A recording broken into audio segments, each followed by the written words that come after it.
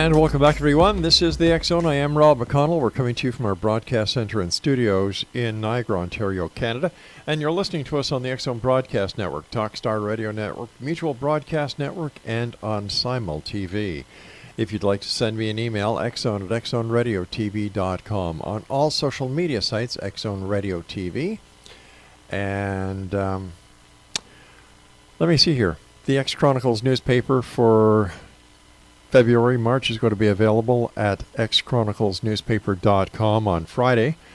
And for all the broadcast listings that we have, once again, for the X Zone Broadcast Network, it's www.xzbn.net.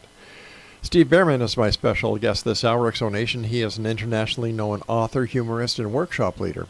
For over 33 years, he has written and performed as Swami Beyondananda. Probably got that wrong. Right?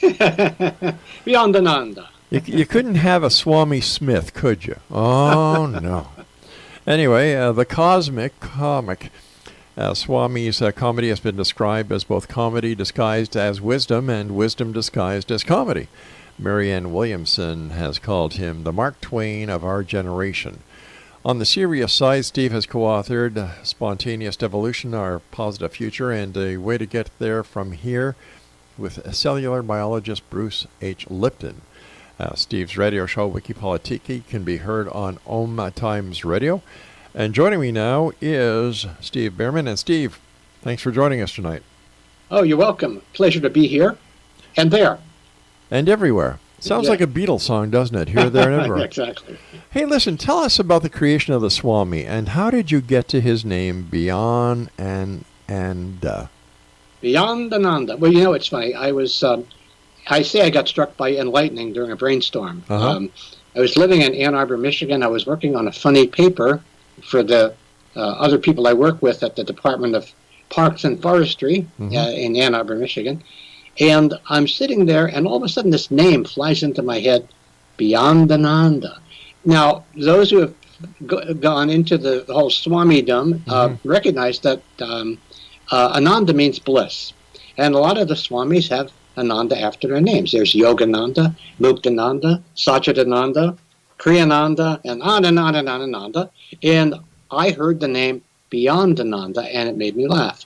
And so when I started a publication in Ann Arbor for the holistic community and so on, and recognized that people needed to poke fun at what they were doing in a gentle way, I came up with the character Swami Beyondananda, who became our mascot and the most popular feature in the paper. So what does the Swami do? Well, the Swami is a purveyor of what we call cosmic comic consciousness. Cosmic comic consciousness. And the main precept is it's a joke, laugh. And if you have that little bit of perspective on things that are going on, if you can create that degree of separation, it's a joke, laugh, then you begin to find the comedy, find the joke hidden in the picture, and you're also able to help uplift other people by committing random acts of playful comedy. So part of what I teach when I'm doing my teaching is how to do this. I have a upcoming teleclass called How to See Funny, but the Swami is mainly a wild character who shapeshifts ideas and concepts. And you know, if you have the Swami on a little bit later, it'll give you a demonstration of it. But mainly, the idea behind the Swami is to poke fun at our human foibles, do it in a way that's funny, do it in a way that's heart-opening, and leave some insight, have an awakening in the wake of the laughter. You know, we're living in very serious times here, Steve. How can comedy help us? God help us. No, I mean, I think actually what comedy does two things. First of all, in these serious times that we're living in, I call them evolutionary times because we are in the process, if we survive, we're in the process of evolving from, as Swami would say, children of God to adults of good. And we're in this very awkward stage that he calls addled essence, because our essence has been addled by toxic beliefs and ruled by the lowest common denominator for the last 5,000 years. So what's happening is that all of these things that have been under the surface are coming up and coming out. And comedy is a great way to release the tension through laughter and also to create insight. because comedy puts together things that don't normally belong together, and it's a way of dealing with the contradictions and the paradoxes. And evolution is something that takes us out of these the dueling dualities that we see. It's either this or that, and points us to a third way. And maybe people wonder, why is it that jokes always come in threes, like a minister, a priest, and a rabbi? So I'll give you an example. Minister, a priest, and a rabbi are discussing their legacy. How do they want to be remembered, and what do they want the eulogist to be saying when they're in their casket at their funeral? And the minister says, well, I want them to be saying he was a family man and a pillar of his community. The priest said, I want them to be saying he was a holy man and a leader of his flock. The rabbi says, I want them to be saying, look, I think he's breathing. Okay. So normally what happens is comedy points us in an unexpected direction and gives us a third pathway. And as you see, people are really, really stuck in their belief systems, in their entrenched beliefs, and creating trench warfare. Comedy is a way for us to help deconstruct obsolete, and a new word, obsolethal, which is obsolete and deadly, obsolete and obsolethal ideas, and do it in a way that creates laughter and insight. Is comedy just an escape from reality? I think reality is an escape from comedy. I look at it the other way. I think that actually I look at comedy, at least the kind of comedy that I do, as a radical embrace of reality. That in a certain regard, we do so many things to keep us away from seeing what's in front of us. George Carlin, who I greatly admired, had the idea. He said, people go to comedy clubs just to release just enough tension so that they can go back to their miserable existences. I'm not cynical. I'm not that cynical about it, but I see that what comedy potentially can do, and the kind that I like to do, is to create insight that awakens people, so that in the midst of the seriousness, they might see a higher way, a better way out. And I'll give you an example of what was perhaps one of the most transformational comedy moments in our history. And this happened in 1962 during the Cuban Missile Crisis. And there were Americans and Soviets meeting to discuss the possible trade between the two countries. And when news of the missile crisis hit, everything stopped. There was tremendous tension in the room. And finally, one of the Soviet delegates, rather timidly, raised his hand and he said, I suggest we each go around and tell a joke. And he volunteered to start. His joke was, what's the difference between capitalism and communism? In capitalism, man exploits man. In communism, it's the other way around. And everybody in that room, there was a hesitation, and they all burst out laughing. And in that laughter, the tension was released, and they were able to continue their business because the joke busted the trends of separation. That beyond all of these isms, we're all human beings. All of these people were in fear that they might never see their families again. And that little joke brought them back into a common space, and they were able to continue with their meeting. So I look at comedy as a transformational act. It's like a magic trick, and if it's done right, you can open people's hearts and free their minds. But comedy these days seems to be so vulgar. Well, I think that's the kind of comedy that George Carlin was talking about, where people basically they want to get lubricated enough to laugh at ridiculous stuff and find the non-meaning in things. But all comedy, if it actually is funny, all comedy is pointing out contradictions, and you can do that. You can do that about anything. You can do it about sexual relationships. You can do it about body image. You can do it about politics, and I guess in comedy clubs, that's the kind of comedy people want to hear. That's why I don't do comedy clubs. Yeah, that's why I don't go to them.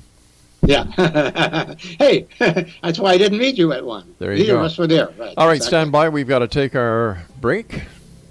Exonation, Steve Bhaerman is our guest this hour. www.wakeuplaughing.com.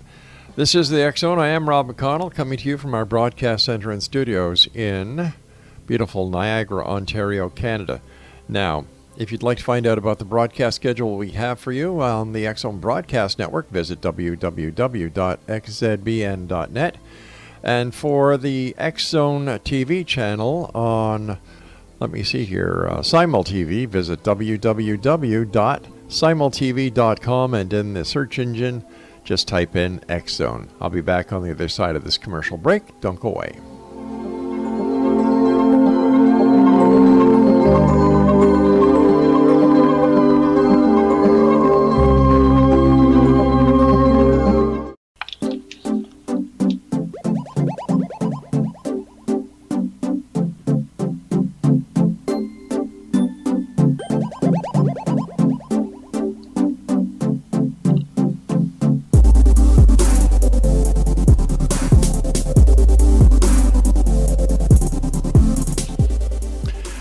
Steve Bhaerman is our special guest this hour. Exonation, www.wakeuplaughing.com.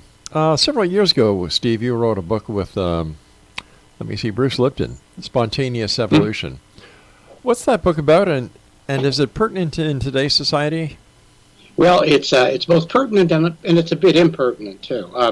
I met Bruce in 2005. He had just written a book called Biology of Belief, which is one of the been a bestseller for many years.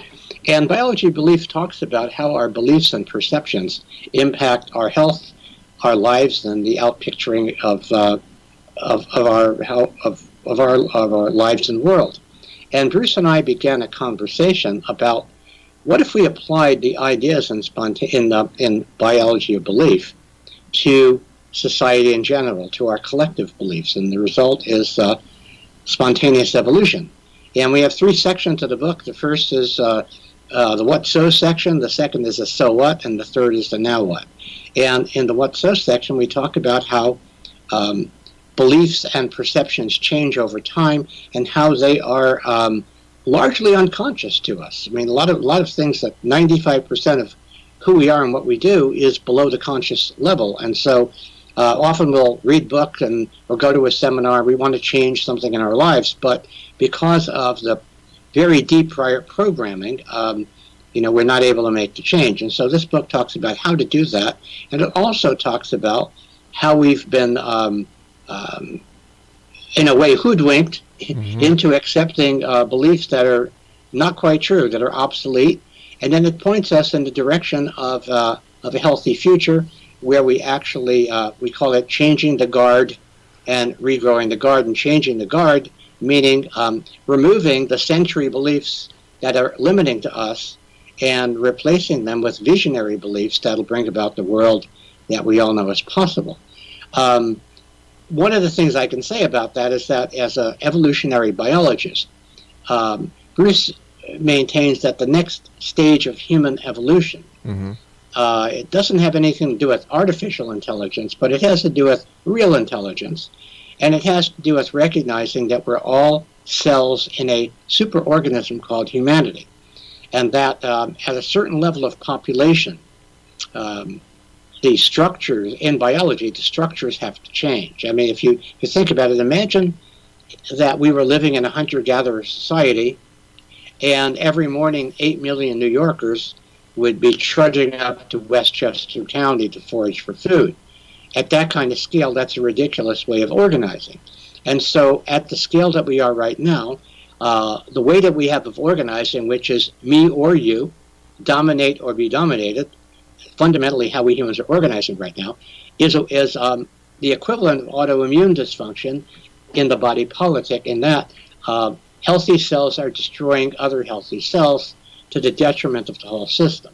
So in recognizing that we're all cells on the same body, we see that everybody has a job, everybody has something that they do really well, everybody has a work of heart, and that as this is woven together, we find a more generative society than the one we have now. We withdraw our energy off the battlefield, and we get onto a different playing field. And again, this is an evolutionary imperative. It sounds like I'm a pie-in-the-sky ideal, but it really has to become a feet-on-the-ground real deal if we are to make it through this passage without destroying ourselves. Well, don't we have to face reality head on, face our dragons? Well, exactly. Well, I think part of the reality that we have to face is both the awful truth and the awesome opportunity. And these have been called apocalyptic times. And what apocalypse means is the lifting of the veils. And so what we're seeing is that all of these secrets, all of these toxic secrets are being revealed. In the United States, we have a president who is, I call him America's balloon karma payment. He's representing all of the things that have been under the surface, and now they're on the surface. And part of the reality that we have to face are these shadow pieces that we've ignored and we've swept under the carpet. At the same time that those toxic things are being revealed, we're also being exposed to secrets that have been kept in protective custody for millennia, various spiritual paths, whether we're talking about shamanic paths, ancient Celtic paths, we're talking about Vedic medicine, Chinese medicine, et cetera, et cetera, et cetera. So we have tremendous tools at our disposal right now to be able to heal ourselves energetically, to be able to tune in and have a one-on-one relationship with the all that is and not have to go through the filters of religion. So this is really a very exciting time, and people are at all different levels of understanding and evolution. But wouldn't you agree that today's society is being inundated with way too much data, and that the amount of data that is being required to be processed by our brain is putting us into an overload situation 9 times out of 10? Absolutely. We've got lots and lots of information. We call the condition truth decay. When you have so many ideas in your head, you don't know what's true, and you're overwhelmed with information. We have lots of information, too much. We have some knowledge, and what we are lacking, the thing we're lacking the most is wisdom. Wisdom is how we contextualize our knowledge and use our hearts to use our intelligence more intelligently. So we need a different context for looking at what's going on. And the evolutionary context that Bruce and I are putting forward in the book is that we need to shift from a me or you world to a me and you world, to recognizing that we're all cells in the same body, and that in gathering around the virtues and values that we have in common and our common purpose, we can isolate the sociopathogens in the body politic that have been ruling the roost by manipulating one against the other. So basically, what you're talking about is a collective consciousness. Yes, exactly. We have to become aware of the collective consciousness, and the irony is that the more we are connected with this collective consciousness, the more free we are. And I know that some people get this idea that, oh my God, we're all going to be one mind and all ruled by one idea. And that's the exact opposite of what we're talking about. We're talking about the most incredible diversity that we've ever had. And true minority rights, where each of us is a minority of one. We have the right to be exactly who we are, and all of that fits into this bigger picture, recognizing that we are actually at one with everyone and everything, and yet we are an individual vantage point for the universe to look at itself. So basically, we're talking about the same tenets that are talked about in any religious philosophy.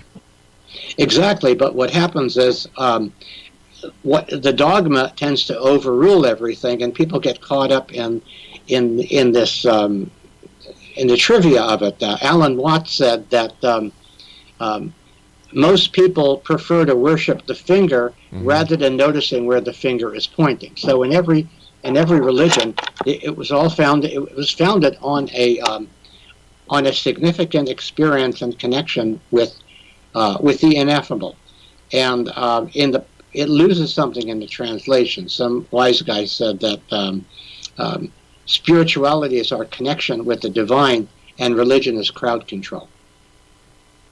Well, I don't agree with that, but it's kind of a nice saying, I guess. Yeah. So what do you think, based on what you're saying, that religion is outdated? I'm saying that religion needs to be updated. The original meaning of religion comes from the word religare, which means to bind. And the idea was that it was a connection that we had to this ineffable divine, the one spirit. Right. It's a connection that we have to other people, and it's a connection that we have to the web of life. And if we look at modern society, we're out of touch with all three. We don't have that individual connection to the divine. We don't have a sacred center in the middle of our civilization. Well, wait a sec.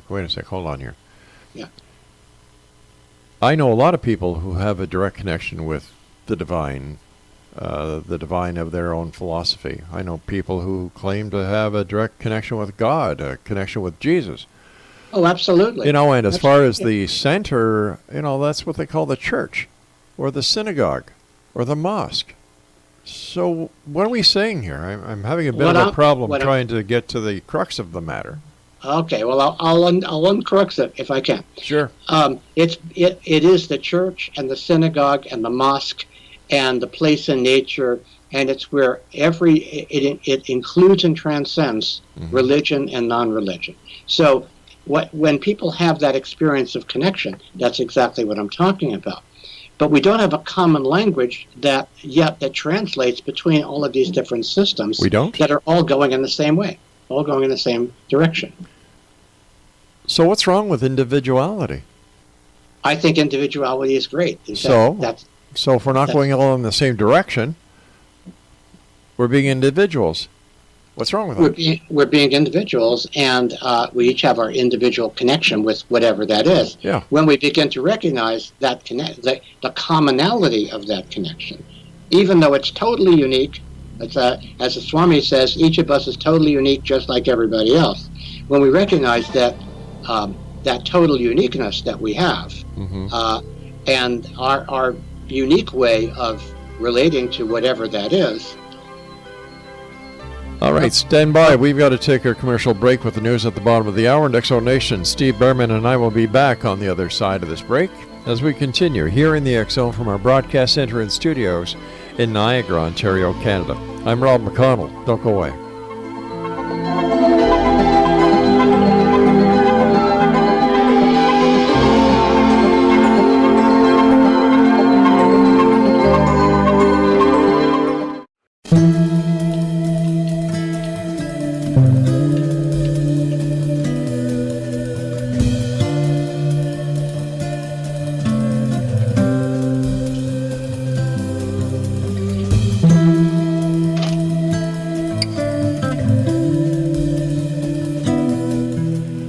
Nation, Steve Bhaerman is our guest this hour, www.wakeuplaughing.com.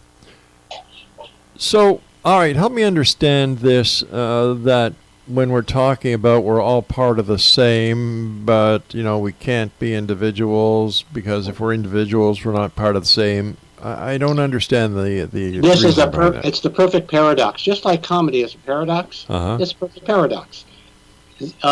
Both are true. We're absolute individuals. That's the whole point. Everybody is unique, and everybody has something that they're bringing to the game, and it's just a bigger game than what we've imagined until now. So there's no kind of control from the top down. It's simply recognizing from the bottom up that when we work together, things work better. Okay, so how do we accomplish that? Because that'll never happen. Everybody is too individualistic. Everybody has their own beliefs. Everybody has their own way of doing things. At the end of the day, does it really matter? Well, it's interesting. I mean, if we look at human history, we're just a little dot in human history right now. Yeah. And so our little civilization here, that and the individualism that you're talking about, is pretty new. It's pretty new. It's if we see what since World War II, we've become much more focused on individual fulfillment and so on. And what's happened is that there are other things that have fallen apart. We've woven ourselves outside the web of life in a lot of different ways, and money has become the main motivation. And there's been nothing actually that's superseded that. in the old days, and when there was more community, when there was, let's say, the church at the center of town, the center of the community, then there was a lot more of this recognition of how we are connected. And everything to an extreme is toxic. So, I mean, if you look at collectivism to the extreme, we've seen how toxic that can be. And individualism to the extreme, we see that everybody is pulling in different directions and the center doesn't hold. So it's really a matter of balance.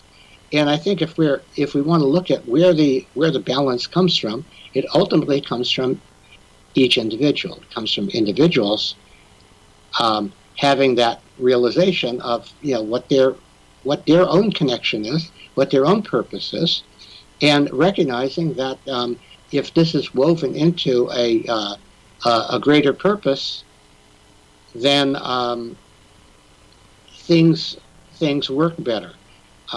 We've had this one of the beliefs that we debunk as one of our misperceptions in the book is the Darwinian idea of survival of the fittest. It's not exactly right. It's really the non-survival of the non-fittest. The predator animal is not looking to track down the fastest gazelle, so the lion could put that gazelle in his den, the gazelle head in his den. It's actually the weakest animal.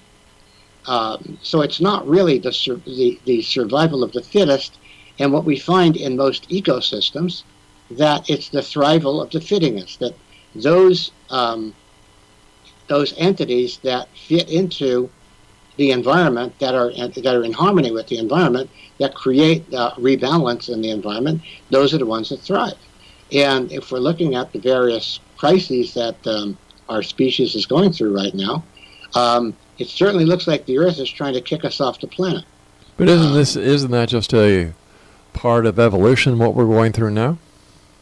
Well, it's part of evolution, but we have the consciousness. We don't know what other beings existed before we did, but we do know that if we look at the evolution of the single cell to the multi-cell organism, and multi-cell organisms developing into very complex organisms like you or I, we have 50 trillion cells. If we see that, we are the first stage where we actually have consciousness and that we can make choices about what we do. And we can make a choice to, the simplest choice is what we are doing. Is it feeding love, or is it feeding fear? Are we bringing things toward a healing direction, or are we pushing things apart? And often that pushing apart, when people are inundated with fear, particularly fear of the other, whoever that other might be, then they're leveraged into doing things that they wouldn't do otherwise. So what we have right now is a political system where each side is pumping its own brand of fear into its people, and creating a sense of disconnection with the other side, dehumanizing the other side. But this is nothing new. This is how the political arenas have conducted business for years and years and years. The only reason why it is so popular these days is because of the internet and the amount of information that is accessible to people. Well, it's been that way, but you know what? It doesn't have to be that way. In other words, things change over time. And what's happening right now, particularly with the crises that we're facing in terms of our own civilization, in terms of overpopulation, climate, all of these things, the oceans, et cetera, that requires a different level of organization. And it doesn't have to be, in fact, it can't be an externally imposed big daddy, big brother, which is looks like where we're heading. We're heading toward that kind of totalitarian that view. It's happening on both sides. It's happening in the current administration in the USA, and it's also happening where the other side, the Democratic side, are trying to shut down people who are saying, maybe those vaccinations aren't safe after all. But once again, that's a matter of choice whether you want to get vaccinated or you don't, or if you want to get an abortion or not. I'm not pro-abortion whatsoever. Believe me, I am totally for the right to life, people.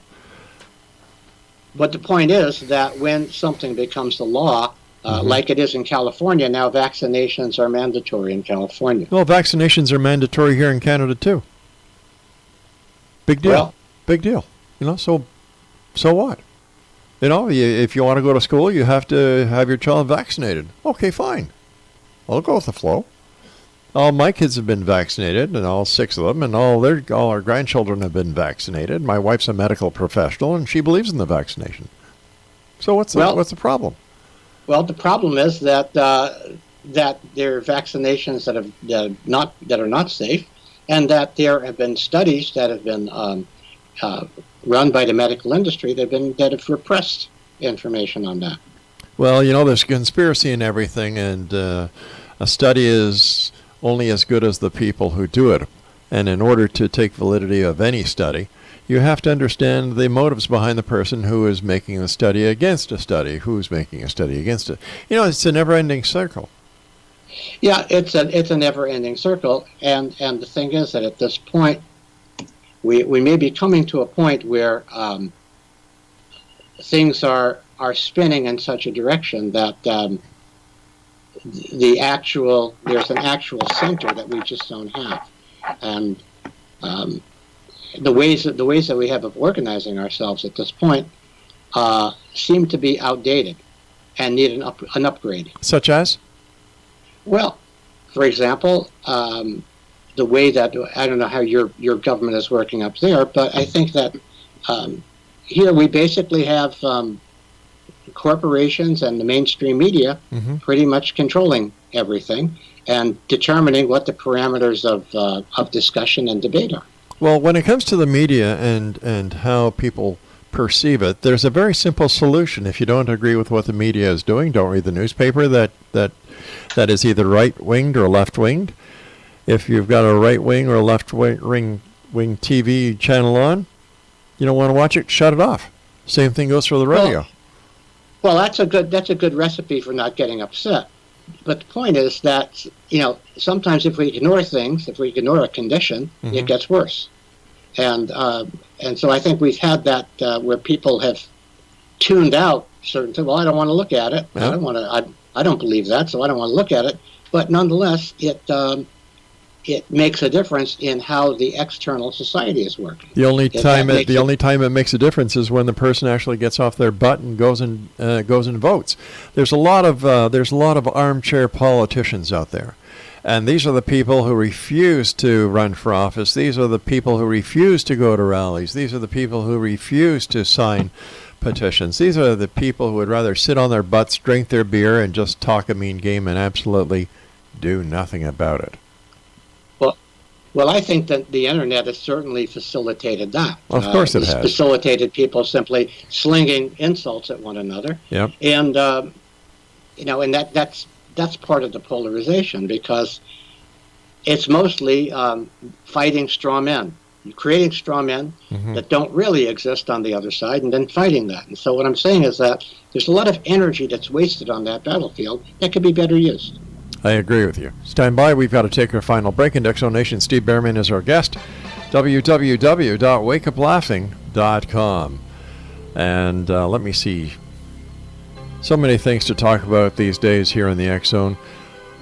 Well, listen, why don't you go to www.xzbn.net. Check out some of the great programming we have available for you, 7/24, 365.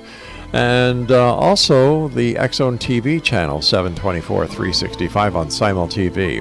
I'm Rob McConnell. Steve Bhaerman and I will be back as we wrap up this hour here in the X Zone from our broadcast center and studios in Niagara, Ontario, Canada.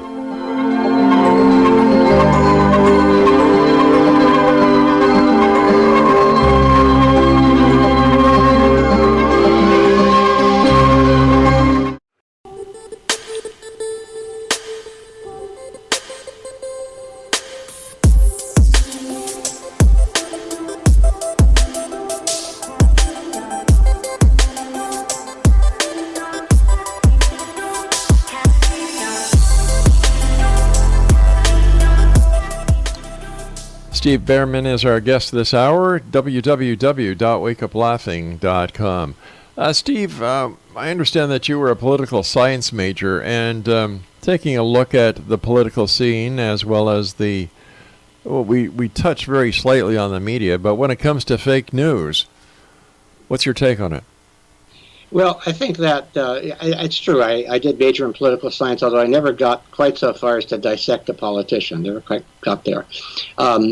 And there's two principles of political science that stick with me. First principle is power corrupts and absolute power corrupts absolutely. And the other one is divide and conquer. That's been how how societies have been managed for a long time. So what we're seeing right now with this quote-unquote fake news, we're seeing two trends. First trend is that the mainstream media has very selectively chosen what it broadcasts. So as an example, in the States, when the Iraq War started, those people who were slightly against the war, they simply were taken off the air. Their point of view is not allowed to be aired. Now, the reason why that's important is because, as we found out, there weren't any weapons of mass destruction. Right. It's simply weapons of mass distraction. And because people were not really given the full picture by the mainstream media, they saw that it was essentially a state lie that was carried out by the media. So what's happened over the many, many years is that there's been growing distrust in mainstream media. So if somebody wanted to really create havoc in a society, what they would do is they would make sure that nobody really knew what was true. Nobody really knew what's true news and what's not true news. And what we've been seeing in this past election cycle, 2016, the group from the UK, Cambridge Analytics, what they basically did was they kept feeding people the kind of information that they knew would reinforce what they believed, and created these, in fact, a lot of these false memes that people kind of took in. And I know a lot of people who fell for a lot of these very strange narratives, because whoever was perpetrating those narratives knew how to get inside their heads. Well, didn't that backfire on the Clinton people? Because by using all the Cambridge Analytics and all the crooked ways that the Clintons operate, it backfired.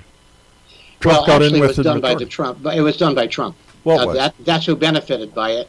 And I think that. Wait a sec. Hold on here. Let's go back here for a second. Yeah. So you're saying that Cambridge Analytics was hired by Trump? Absolutely. Those are the people who hired Cambridge Analytics. They were the ones that actually created all of these bots and memes to discredit Hillary. Oh, she didn't need help there. Believe me, she was no. My own personal opinion about her is very unfavorable. I think that they worked against Bernie Sanders. They did some very nefarious things. But ultimately, it was the Trump people, Steve Bannon and so on, right, who used that system against Hillary. And in our political system, unfortunately, in this country, we had probably the two most unpopular candidates ever. We had the neocon and the Genghis Khan, and they both were con artists. And so we chose what people thought was the lesser evil. But people were greatly manipulated. There's a professor at Harvard, I think her name is Zuboff, and she did a very extensive study. In fact, there's a little documentary about it, Zuboff, and she talked about exactly how that was used by the people who were working for the Trump before Trump, the Trump campaign, and that's really what turned the election. It created a lot of these memes like Pizzagate and so on, which were something that has a kernel of truth, but is exaggerated and then is distorted, and people fell for these things and went down the rabbit hole with those things. I've got friends who went for those theories and are still doing it. Every day they're sitting waiting for the next installment, saying that exposure of these people is imminent. It's imminent. And of course it never happens because it's a game that's designed to keep them occupied. There's people go, well, there's the QAnon people who believe that that Donald Trump is secretly working with the deep state to save America, and that he's just pretending to be what he looks like out there. And I've been around for a long time, and I know BS when I see it. It's very Orwellian. If you can tell people that up is down and down is up, which is what's been happening, people go, well, I don't care. I've heard somebody say, well, I don't care if I don't care if it's true. I don't believe it. So people are much more when there is when there is fear that is put into the system. Something that I find rather strange, is that looking at the outside, I think that President Trump is doing everything that he said he would do, including, draining the swamp. And I think what has really upset the Washington status quo is that here you have somebody who wasn't politically in the political circles who got elected president. And what this shows me is that the system really does work, because the country is a business. That's why you have a president. That's why you have a vice president. And that's why you have secretaries of all the different divisions. In order to run the country successfully, it took a business person like Donald Trump. Unemployment is down. Industry's coming back to the United States. He's not a business person. He's a con man. Oh, I don't think so. I don't think so. He's running the country like a crime boss would do it. I'm going to pardon my friends. I'm going to pardon all these criminals. And by the way, if you cross me, I'm going to prosecute you. It's personal. It's personal. And I think that the people who... But he's getting the job done. He's getting the job done. He's getting the wrong job done. Oh, I don't think if you ask... I don't think that if you would ask anybody who has been hired because of the number of jobs that he's brought back to the United States, or the jobs that have been created, the economy that is growing, the stock market that has gone up. To me, that shows that he's doing the right thing. Well, he's doing the right thing on one level, but not on the other level. Well, what's the other level? He's not doing the right thing in regards to the environment. He's not doing the right thing in regards to the actual rule of law. He's not doing that. He's a law unto himself. And that this country is not a business. It's not. Sure it is. Oh, it's a business. Of course it is. Any country, how can you say it's not a business without an economy? And an economy is based on business. An economy is based on a lot of things. An economy is based on what is valuable to create in the first place. So when you're creating jobs, you want to create jobs that are actually valuable, that are actually doing something that's of benefit to people. Well, what jobs has he created that's not a benefit? What jobs has he created? I'm just curious. He's created jobs perhaps in the oil industry. Has he created jobs in the oil industry? What jobs has he created? Well, then if jobs aren't being created, Steve, why are the employment numbers down instead of up?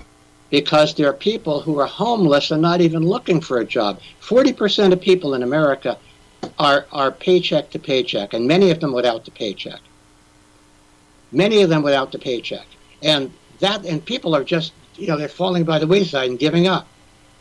And so... Well, we've got an increase in homeless people here in Canada as well. So, and the sad part is the number of veterans that are homeless. And, when you look around the world, you've got so many other countries where the employment rate is much higher. The homelessness rate is much higher. The educational fallacies and the failing of the educational field is down. Jobs are down. So when you look at the United States and Canada, man, we're lucky. Well, of course, we've always been at the top of the food chain. That's certainly true. But we're becoming, in this country, and you're over there on the other side, in this country, we're becoming more and more like a third world country. And that's and in terms of our education, in terms of our healthcare system, which is given the amount of money that is poured into the healthcare system, and given our rank in the world, it's pathetic. It's absolutely pathetic. We are a country that has been taken over by the power of money, for the power of money, and we don't know what to do about it. All right, Steve, I want to thank you so much for joining us tonight. And X Zone Nation, if you'd like to find out more information about Steve Bhaerman, visit his website, wakeuplaughing.com. Wow. I didn't find him funny, did you guys? What do I know, right? I'm a realist. Wake up laughing. I'm not laughing. We'll be back on the other side of this commercial break as we continue here in the X Zone from our broadcast center and studios in Niagara, Ontario, Canada. And by the way, I fully support President Trump and what he's doing. Don't go away.